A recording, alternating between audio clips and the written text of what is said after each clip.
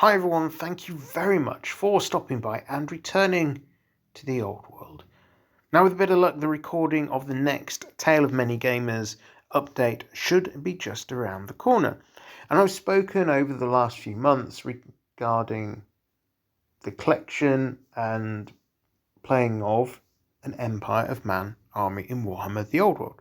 Now in the various updates I've done, there's generally not time to do a deep dive with pictures of everything I've put together so far, so I thought it would be a good supplement to those videos just to really show you what progress looks like and talk around next steps for my force. So without further ado, let's have a bit of a showcase of my forces of the Empire of Man. Let's begin by looking at the cavalry. So here we have a unit of 10 halfling knights. So these are Mantic models. They came with the Mantic army box. I think there was 20 cavalry models which could be made up either in this format or with firearms. More on that later. They don't, however, come with any command options, so no musician, no standard bearer. Those parts came from a Wargame Atlantic halfling militia kit. Now, the poles in that kit are incredibly fragile, which explains the clumsy fix here. If I've tried to fix the banner pole, they do tend to like to break. They are very, very fragile, which is a little bit unfortunate.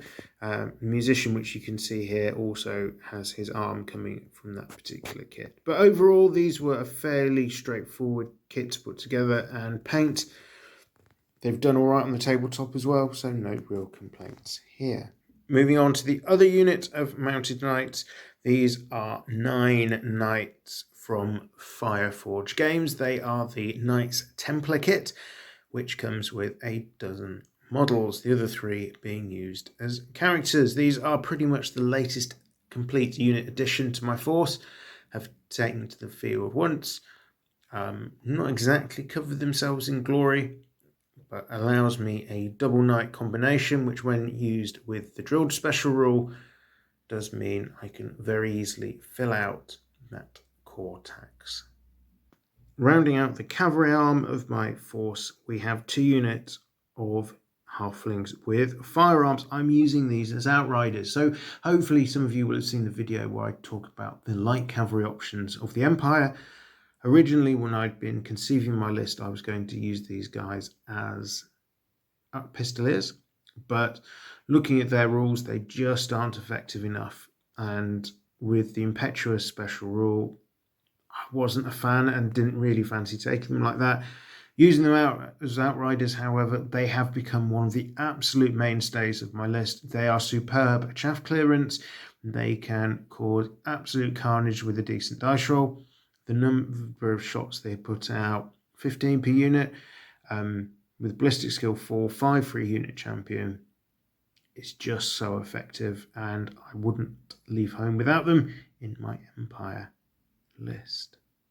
Next item to look at are the infantry. So sadly, one of my archers seems to have gone walkabout between my last game and now, so I do have some other archers that I'm currently painting up to finish off, so one of those guys will be added to this unit.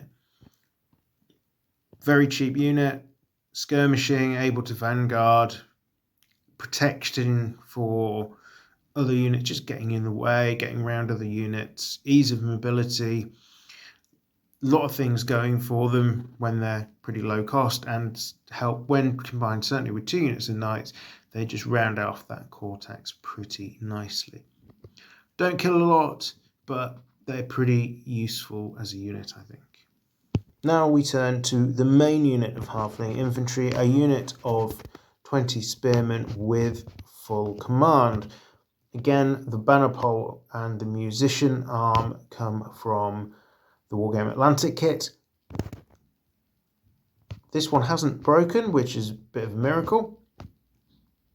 Again, I think, as I've said before with the Mantic kit, it wasn't that difficult to put together. There are a few mold lines which were a little more problematic than others, but they've come together pretty nicely, and I like the overall effect they've got. They are supported potentially by up to 2 units of 6. Halberdiers, light armor shield with these guys can be used as a detachment. I do have a few more of these chaps floating around, so we'll aim to get those painted up at some point to round off the force. Now the important stuff, the guns. The great guns are really the workhorses of the Empire Army. They have done an awful lot for me and have been instrumental in about half of the games that I've won. The other games, they've been really important, but some of the games have been won really turn one, and that is down to the artillery. So I've got 2 great cannon here. These are Citadel models. I've also got painted up a halfling hot pot. I did try using that as a mortar in my first game before deciding that mortars just weren't cutting the mustard. And then there's the Hellblaster volley gun. This was an absolute pig to put together, as you can probably tell by its terrible looking state. It's the old metal model from way back in the day. Certainly wouldn't recommend trying to get your hands on one of those. Use a resin or plastic version if you can possibly avoid the metal one. Having said that, on the tabletop, it potentially does an awful lot of damage, pairs up really well with an engineer, and is able to reduce quite a powerful unit to rubble, given the right circumstances. An Empire Army wouldn't be complete without a steam tank. Now, I didn't actually want to use a steam tank in this force. It didn't really play into the narrative I was looking for. However, the resilience of the Imperial Infantry and Imperial Cavalry really leaves a lot to be desired. I needed something that would gum up enemy forces. I did try some counts as flagellants to fill this role, but while they do slow things down, they don't really do an awful lot of damage, particularly after the first round of combat. So the steam tank duly had to enter the field, and I'm really glad from a competitive standpoint I took this decision. The steam tank can do an awful lot of work. Can it take on a massed rank unit with great weapons by itself and expect to live, particularly if there's character support? No, it can't. It's not a miracle worker, but at 265 points, it's a decent investment. I think it just takes a little bit of getting used to. And really pairing up nicely with the knights. The steam tank gums stuff up. The knights can charge, potentially be beaten in combat, fall back, charge again, relying on the steam tank to give them the ability to maneuver as they want to maximize the impact of their charge. The final models to talk about are the characters. So these have been really subject to a lot of experimentation. I do tend to see particularly Empire characters as providing support to units. They're not doing tons and tons of stuff by themselves. So here we see a mage on foot. Worked quite well when I was using an infantry block, but as soon as that gets dropped, the mage just stands out a little bit too much by itself. So to work with the knights list I've been running recently, I've got a halfling mage on a dog, counting as a warhorse. Turning to the BSBs, here we have a pair of them. One is my first version of the model, which is a halfling BSB on foot. But again, when the infantry trudged out to the list, I was finding I needed a cavalry option. So here we go, cavalry BSB. And in the shot, you can also see a warrior priest. One of the first Empire models for this project I put together. Has never actually taken to the battlefield, as I just can't see a great use for him, particularly as I don't have the flagellants put together yet. I do have them. They are part of the to come next. 2 characters on horseback tend to be either a champion of the Empire, Grandmaster, something along those sort of lines. The guy with the emblem on his shield I tend to use as my general. And finally in the character front is 2 engineers, though these two chaps, they offer an awful lot of value. They're pretty cheap as characters, 40 odd points I think off the top of my head. They give you either a reroll of an artillery dice or let an artillery piece use their their ballistic skill of 4, which really helps with the volley gun. And the rerolling artillery dice is great for keeping the great cannon alive and for improving their accuracy.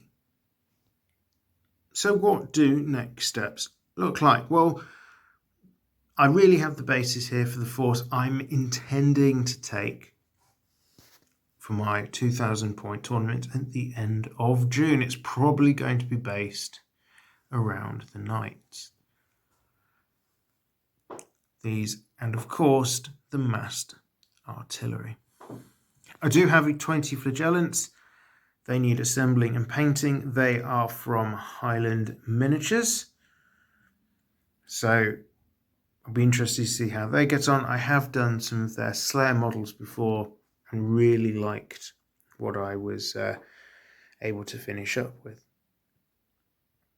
And then I've got a few odds and sods kicking around, so some archers, a few more infantrymen, some halberdiers and spearmen, but that will largely, I think, then complete the force and allow me to move on to the next project.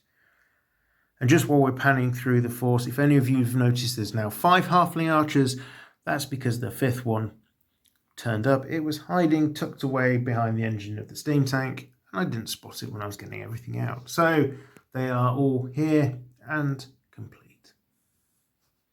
So there you go. The Empire force I've managed to build since starting this project in January is probably the quickest I've managed to build a force ever. So really pleased with that, and I think it's come out pretty nicely as well. For those of you who are interested, the basing material is the Mediterranean look ground basing from Geek Gaming Scenics. With the main event for the Tale of Many Gamers series just around the corner, coming at the end of June, my eyes are very much now casting on what will be the next thing that I do as a project. I've discussed in other videos that I'm going to be looking at orcs for Warhammer the Old World, and I'm starting to think around what kind of list I want to build, what models I want to put into that force. I'm also looking for Warhammer 40,000 and finally getting on with putting an Imperial Guard force together, as I think that'll be quite a nice change from painting a load of green.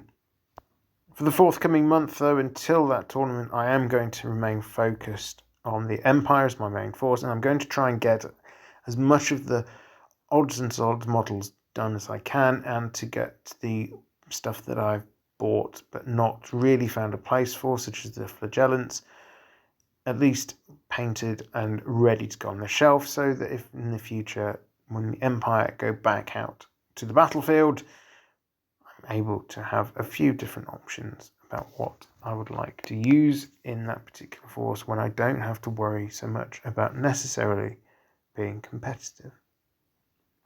All that remains for me to say is thank you very much for watching this video. If you've not already subscribed and you've enjoyed this video and others like it, possibly in the back catalogue, do consider doing so. It's the best way of staying up to date with new uploaded videos, and also the best way of supporting a small channel such as this one, along with a few minutes of your time watching/listening to the videos. Thank you once again for watching. I am Return to the Old World. Have a great day.